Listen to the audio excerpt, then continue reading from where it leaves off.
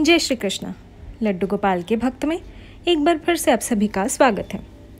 तो आज मैं आप सभी के साथ शेयर करूंगी बृहस्पतिवार की व्रत कथा। इस दिन बृहस्पतिवार रूपी भगवान विष्णु की पूजा की जाती है। दिन में एक ही समय भोजन किया जाता है, पीले वस्त्र धारण किए जाते हैं, पीले पुष्पों को धारण किया जाता है।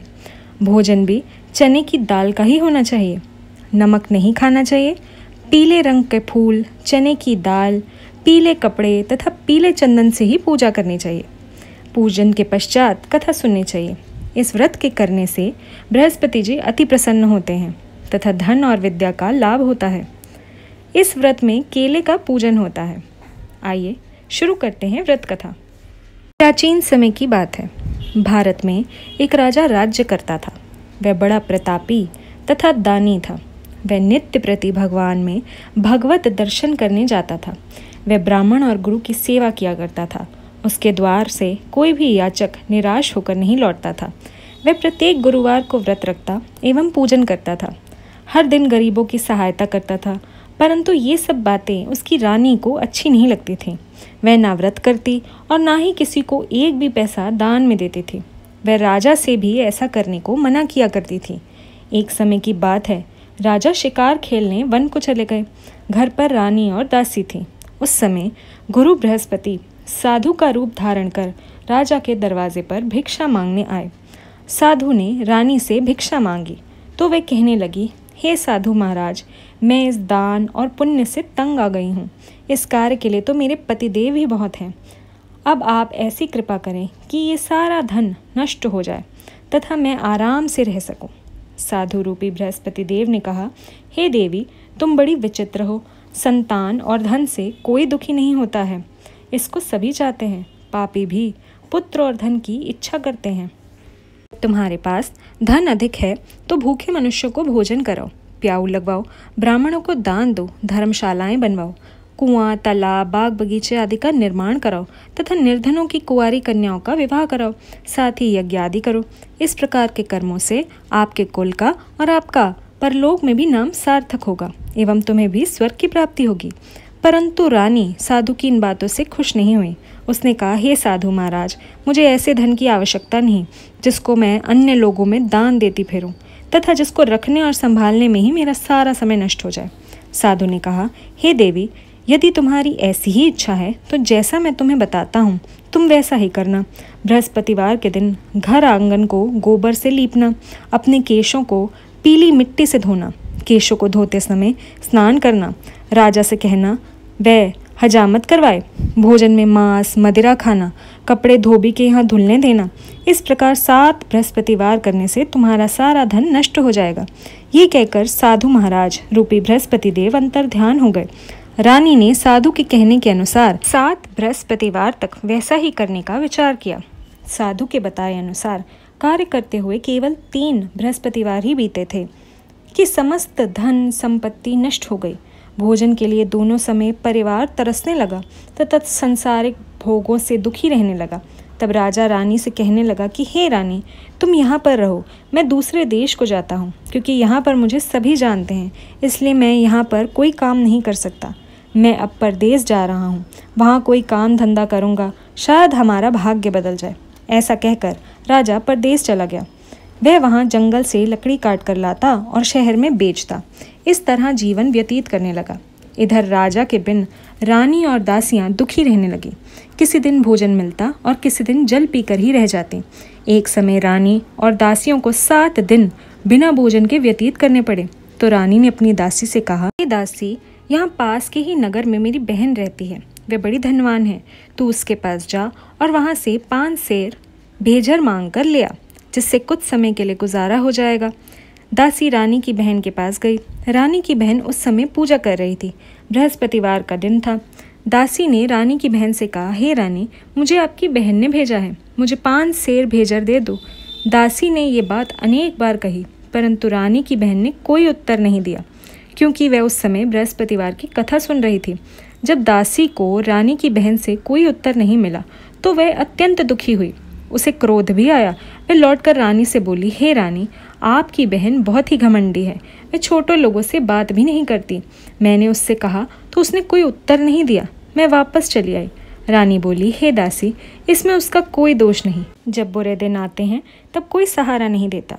अच्छे बुरे का पत्ता विपत्ति में ही लगता है। जो ईश्वर की इच्छा होगी वही होगा। ये सब हमारे भाग्य का दोष है। उधर रानी की बहन ने सोचा कि मेरी बहन की दासी आई थी, परंतु मैं उससे कुछ कह न सकी। इससे वह बहुत दुखी हुई होगी।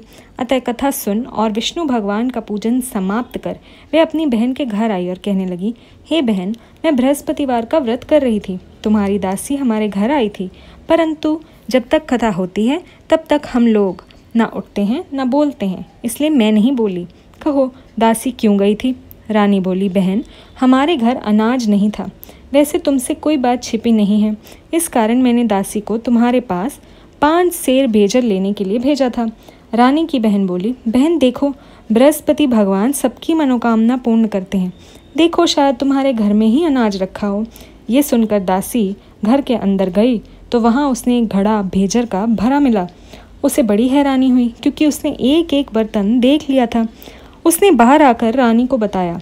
दासी अपनी रानी से कहने लगी, हे रानी, वैसे हमको जब अन्न नहीं मिलता तो हम रोज़ ही व्रत करते हैं। अगर इससे इस व्रत की विधि और कथा पूछ ली जाए तो उसे हम भी कर लिया करेंगे। दासी के कहने पर रानी ने अपनी बहन से बृहस्पतिवार व्रत के बारे में पूछा। उसकी बहन ने बताया, हे रानी बहन, बृहस्पतिवार को सूर्योदय से पूर्व उठकर स्नान करके बृहस्पतिवार का व्रत करना चाहिए, लेकिन उस दिन सिर नहीं धोना चाहिए। बृहस्पतिवार के व्रत में चने की दाल और मुनक्कों से विष्णु भगवान का और केले के वृक्ष की जड़ का पूजन करना चाहिए तथा दीपक जलाना चाहिए। उस दिन एक ही समय भोजन करें। भोजन पीले खाद्य पदार्थों का ही करें तथा कथा सुनें। इस प्रकार करने से गुरु भगवान प्रसन्न होते हैं। अन्न, पुत्र, धन, इस प्रकार की वस्तुओं को सुसज्जित करते हैं। इस तरह व्रत और पूजन की विधि बताकर रानी की बहन अपने घर लौट गई। रानी और दासी दोनों ने निश्चय किया कि वह बृहस्पति भगवान का पूजन जरूर करेंगी। 7 दिन बाद जब बृहस्पतिवार आया तो उन्होंने व्रत रखा। घुड़साल में जाकर चना और गुड़ बीन लाई और उसकी दाल से केले के जड़ में भगवान विष्णु का पूजन किया। अब भोजन कहाँ से आए? दोनों बड़ी दुखी हुई, परंतु उन्होंने व्रत किया था, इस कारण बृहस्पति देव भगवान प्रसन्न थे। वह एक साधारण व्यक्ति के रूप में 2 थालों में सुंदर पीला भोजन लेकर आए और दासी को देखकर बोले, हे दासी, ये भोजन तुम्हारे और रानी के लिए है, तुम दोनों करना। दासी भोजन पाकर बड़ी प्रसन्न हुई और रानी से बोली, रानी जी, भोजन कर लो। रानी को भोजन आने के बारे में कुछ पता नहीं था, इसलिए वह दासी से बोली, जा तू ही भोजन कर ले, क्योंकि तुम हमारी व्यर्थ में हंसी उड़ाती है। दासी बोली, एक व्यक्ति अभी भोजन देकर गया है। रानी कहने लगी, वह भोजन तेरे लिए देकर गया होगा, तू ही भोजन कर। दासी ने कहा, वह व्यक्ति हम दोनों के लिए 2 थालों में भोजन देकर गया है, इसलिए मैं और आप दोनों ही साथ साथ भोजन करेंगी। फिर दोनों ने गुरु भगवान को नमस्कार कर भोजन प्रारंभ किया। उसके बाद से वह प्रत्येक बृहस्पतिवार को गुरु भगवान का व्रत और पूजन करने लगी। बृहस्पति भगवान की कृपा से उनके पास धन आ गया, परंतु रानी फिर पहले की ही तरह आलस करने लगी। तब दासी बोली, देखो रानी, तुम पहले भी इस प्रकार आलस किया करती थी। तुम्हें धन को रखने में कष्ट होता था, इस कारण सभी धन नष्ट हो गया। अब गुरु भगवान की कृपा से धन मिला है तो फिर तुम्हें आलस हो रहा है। बड़ी मुसीबत के बाद हमें यह धन मिला है, इसलिए हमें दान पुण्य करना चाहिए। तुम भूखे मनुष्यों को भोजन कराओ, प्याऊ लगवाओ, ब्राह्मणों को दान दो, कुएं तालाब आदि का निर्माण करवाओ, मंदिर पाठशाला बनवाओ, दान दो, कुंवारी लड़कियों का विवाह कराओ। धन को शुभ कार्यों में खर्च करो, जिससे तुम्हारे कुल का यश बढ़े तथा स्वर्ग प्राप्त हो और पितृ प्रसन्न हो। दासी की बात मानकर रानी ने इसी प्रकार के कर्म करने प्रारंभ किए, जिससे उसको काफ़ी यश मिलने लगा। एक दिन रानी और दासी आपस में विचार करने लगी, न जाने राजा कक्षा में होंगे, उनकी कोई खोज खबर ही नहीं। गुरु भगवान से उन्होंने प्रार्थना की और भगवान ने रात्रि में राजा को स्वप्न में कहा, हे राजा उठ, तेरी रानी तुझको याद करती है, अब अपने देश को लौट जा। राजा प्रातःकाल उठकर जंगल से लकड़ियाँ काट कर लाने के लिए जंगल की ओर चल पड़ा। जंगल से गुजरते हुए वह सोचने लगा, रानी की गलती से कितने दुख भोगने पड़े। राजपाट छोड़कर उसे जंगल में आकर रहना पड़ा। जंगल में लकड़ियां काटकर उसे बेचकर गुजारा करना पड़ा। उस समय जंगल में बृहस्पति देव एक साधु के रूप में आए। राजा के पास आकर बोले, हे लकड़हारे, तुम इस सुनसान जंगल में किस चिंता में बैठे हो, मुझे बतलाओ। ये सुन राजा ने नेत्रों में जल भरकर साधु से वंदना करते हुए कहा, हे प्रभु, आप सब कुछ जानने वाले हैं। इतना कहकर राजा ने साधु को अपनी संपूर्ण कहानी सुना दी। महात्मा तो स्वभाव से ही दयालु होते हैं। राजा से बोले, हे राजा, तुम्हारी पत्नी ने बृहस्पति देव के प्रति अपराध किया था, जिस कारण तुम्हारी ये दशा हुई। अब तुम किसी प्रकार की चिंता मत करो, भगवान तुम्हें पहले से भी अधिक धन देंगे।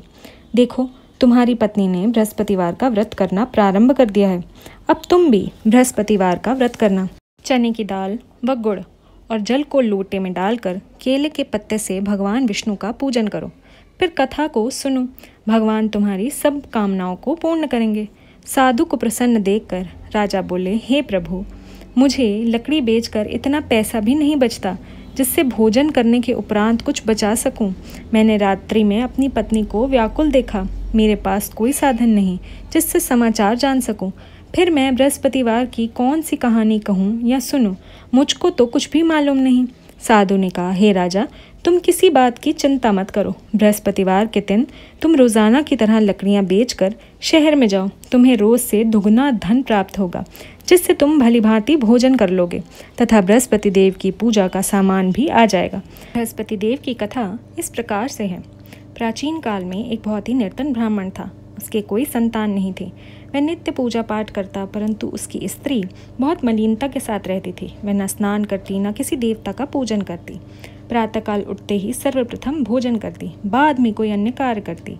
ब्राह्मण देवता बहुत दुखी रहते थे। पत्नी को बहुत समझाते, किंतु उसका कोई परिणाम नहीं निकलता। भगवान की अनुकंपा से एक समय उस ब्राह्मण की पत्नी गर्भवती हुई और 10वें महीने उसकी एक सुंदर कन्या का जन्म हुआ। निर्धन ब्राह्मण कन्या के जन्म से बहुत दुखी हुआ। धीरे धीरे ब्राह्मण की कन्या बड़ी होने लगी। बचपन से ही उस कन्या की रुचि भगवान विष्णु की पूजा में थी। वह प्रातः उठते ही स्नान आदि करके भगवान विष्णु का पूजा करती थी, मंदिर जाती थी। बृहस्पतिवार को व्रत करके विधिवत पूजा पाठ करती थी। पूजा पाठ के बाद वह पढ़ने के लिए पाठशाला में जाती थी। घर से चलते हुए वह मुट्ठी भर जौ साथ लेकर जाती थी और पाठशाला के रास्ते में थोड़े थोड़े जौ गिराती जाती थी। जब वह पाठशाला से घर लौटती थी तो जौ के वह दाने सोने में बदले हुए मिलते थे। लड़की सभी सोने के दाने बीन लाती थी। एक दिन जब वह सोने के दानों को साफ कर रही थी तो उसकी माँ ने कहा, बेटी, सोने के दाने साफ करने के लिए सोने का सूप भी होना आवश्यक है। अगले दिन बृहस्पतिवार था। उसने भगवान बृहस्पति की पूजा करते हुए प्रार्थना की, हे भगवान, यदि मैंने आपका व्रत विधिवत किया है तो मुझे सोने का सूप दे दो। भगवान बृहस्पति देव ने उसकी मनोकामना पूरी करने का वचन दिया। पाठशाला से लौटते समय उसे रास्ते में सोने का सूप पड़ा हुआ मिला। घर लौटकर सोने का सूप अपनी माँ को दिखाकर वह सोने के दाने साफ करने लगी। उसी समय नगर का एक राजकुमार उसके घर के पास से गुजरा। उस सुंदर लड़की को सोने के सूप से जौ साफ करते हुए राजकुमार उस पर मोहित हो गया। महल में लौटकर राजकुमार ने राजा से उस लड़की से विवाह करने की इच्छा प्रकट की। तो राजा ने ब्राह्मण को महल में बुलाकर राजकुमार से उस लड़की के विवाह की बात कही। ब्राह्मण तैयार हो गया। धूमधाम से उस लड़की का विवाह राजकुमार से हो गया। दुल्हन बनकर ब्राह्मण की लड़की महल में चली गई। लड़की के चले जाने से ब्राह्मण फिर निर्धन हो गया। उसे कई कई दिन भोजन भी नहीं मिलता था। बहुत दुखी होकर ब्राह्मण एक दिन अपनी लड़की के पास गया।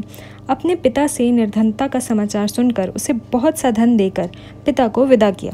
उस धन से ब्राह्मण के कुछ दिन तो आराम से गुजर गए, लेकिन जल्द ही फिर भूखे मरने की हालत हो गई। ब्राह्मण उसी लड़की से धन लेने के लिए फिर महल में पहुंचा। लड़की ने पिता की बुरी हालत देखकर कहा, पिताजी, आखिर आप कब तक मुझसे धन लेकर जीवन यापन करेंगे? आप कोई उपाय क्यों नहीं करते जिससे आपका घर धन संपत्ति से भर जाए? ब्राह्मण ने कहा, मैंने तेरी माँ को बहुत समझा लिया, पर उसकी समझ में कुछ नहीं आता। उसका आलस्य नष्ट हो तब तो घर की निर्धनता भी दूर हो। तब कुछ सोचकर लड़की ने पिता से कहा, पिताजी, आप कुछ दिनों के लिए माँ को मेरे पास छोड़ दो।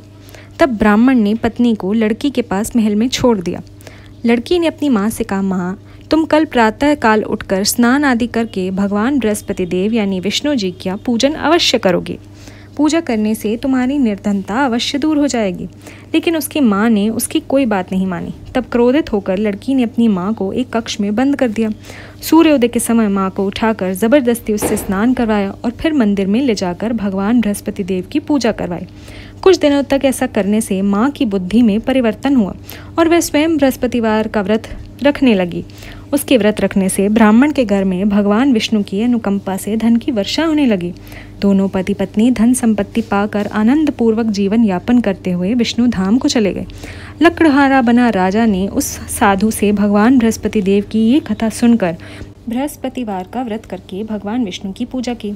उस दिन से उसके सभी कलेश दूर हो गए। लेकिन अगले बृहस्पतिवार को कामकाज में अधिक व्यस्त होने के कारण उसे भगवान बृहस्पति देव का व्रत नहीं किया। भगवान लकड़हारे से क्रोधित हो गए और उसे भूल की सजा दी। उस दिन नगर के राजा ने नगर में घोषणा करके सबको सूचित किया, प्रत्येक नागरिक मेरे महल में भोजन करने आए। जो नहीं आएगा उसे अपराधी मानकर भारी दंड दिया जाएगा। लकड़हारा बना राजा ने उस नगर के राजा की घोषणा तो सुनी, जंगल से लकड़ी काट कर लाने और उसे बेचने में देरी हो जाने के कारण वह समय पर महल में भोजन करने नहीं जा सका। अतः राजा के सैनिक लकड़हारे को पकड़कर महल में ले गए। राजा ने उसे महल के एक कक्ष में बिठाकर भोजन कराया। उस कक्ष में एक खूंटी पर रानी का सोने का हार लटका हुआ था। लकड़हारा अकेला उस कक्ष में भोजन कर रहा था। तभी उसने एक आश्चर्यजनक घटना घटती देखी। देखते ही देखते वह खूंटी हार को निगल गई।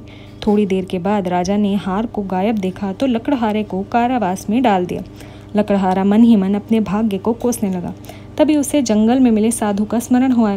थोड़ी देर में भगवान बृहस्पति देव सन्यासी के रूप में उसके सामने प्रकट हुए और कहा, हे लकड़हारे, तूने भगवान बृहस्पति देव की पूजा नहीं की, इसी कारण तुम्हें कष्ट हुआ है। लेकिन अब चिंता मत करो। बृहस्पतिवार के दिन कारागार के दरवाजों पर तुम्हें कुछ पैसे पड़े हुए मिलेंगे। उन पैसों से भगवान बृहस्पति देव का व्रत करके उनकी पूजा करोगे तो तुम्हारे सब दुख नष्ट हो जाएंगे। बृहस्पतिवार के दिन दरवाजे पे पड़े मिले पैसों से चने और गुड़ मंगवाकर लकड़हारे ने बृहस्पतिवार की कथा कही तो भगवान बृहस्पति देव ने प्रसन्न होकर उस नगर के राजा को स्वप्न में लकड़हारे को कारागार से मुक्त करने को कहा। सुबह राजा ने अपने कक्ष में आकर देखा तो खूंटी पर रानी का हार टंगा हुआ था। राजा ने लकड़हारे को मुक्त कर दिया और उसे धन और आभूषण देकर विदा किया। लकड़हारा बना राजा उस नगर से चलकर अपने नगर में पहुंचा तो उस नगर में कुएं, धर्मशाला, बाग बगीचे देखकर बहुत प्रसन्न हुआ। राजा ने किसी से पूछा कि ये कुएं, धर्मशाला किसने बनवाई हैं? तब उसे किसी ने बताया कि ये सब रानी और उसकी दासी ने बनवाई हैं।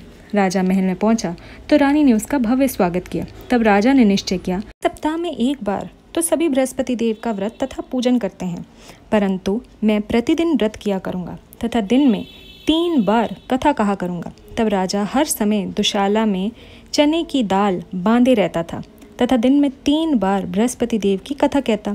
कुछ दिनों के बाद राजा को अपनी बहन की याद आई। एक दिन घोड़े पर सवार होकर राजा अपनी बहन से मिलने चल दिया। अभी राजा नगर के बाहर पहुंचा ही था कि उसने कुछ लोगों को एक शव को ले जाते हुए देखा। राजा को स्मरण हो आया कि आज उसने किसी को भी बृहस्पतिवार की कथा नहीं सुनाई है। राजा ने उन लोगों को रोककर कहा, भाइयों, आप शव को ले जाने से पहले मुझसे बृहस्पतिवार की कथा सुन लें। लोगों ने राजा पर क्रोधित होते हुए कहा, तुम पागल तो नहीं हो? लेकिन कुछ बड़े बूढ़ों ने कहा, अच्छा भाई, साथ में चलते चलते तुम अपनी कथा भी सुना लो। राजा ने चलते हुए आधी कथा ही सुनाई थी कि शव हिलने लगा। राजा की पूरी कथा सुनाते ही शव उठकर बैठ गया। लोगों ने हैरानी से दांतों तले उंगली चबा ली और अगले बृहस्पतिवार से भगवान बृहस्पति देव का व्रत करने व कथा सुनने का निश्चय कर लिया। अब घोड़े पर सवार राजा चलते हुए किसान के पास पहुंचा। किसान अपने खेत में हल चरा रहा था। राजा ने कहा, अरे भाई, मुझसे बृहस्पतिवार की कथा सुन लो। किसान झुंझुला कर बोला, अरे भाई, देख नहीं रहा, जितनी देर तक तुम्हारी कथा सुनूंगा उतनी देर में तो पूरे खेत में हल चला लूंगा। राजा निराश होकर चलने लगा। तभी किसान के बैल लड़खड़ाकर जमीन पर जा गिरे। किसान के पेट में भी जोरों का दर्द होने लगा। उस समय किसान की पत्नी जब खाना लेकर आई तो उसने किसान से इस बारे में पूछा। किसान ने घुड़सवार की पूरी कहानी सुनाई।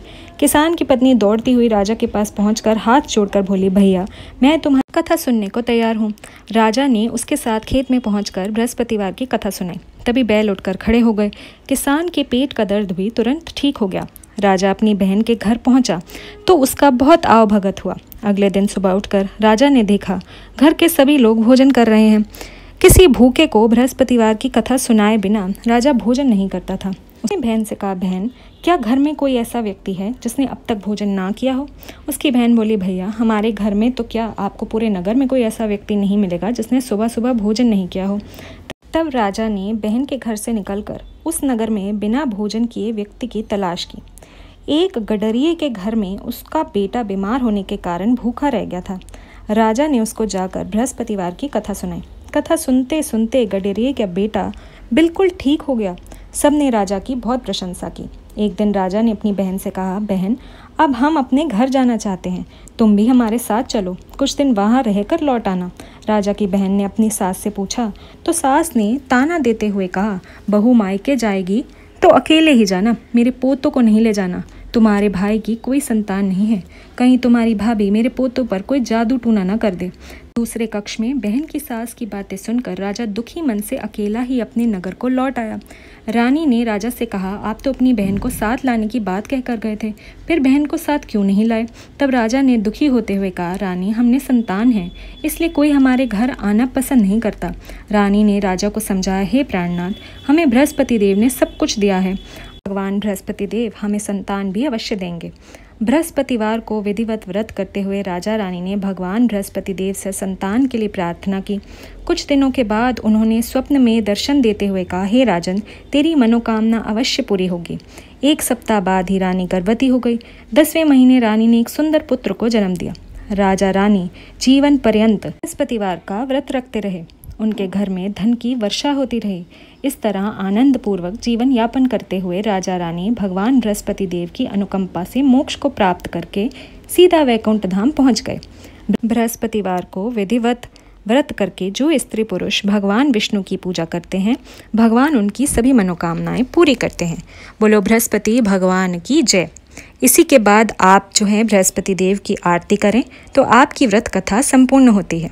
उम्मीद करती हूँ कि ये वीडियो आपको बहुत ही अच्छी लगी होगी। इसी के साथ हरे कृष्णा।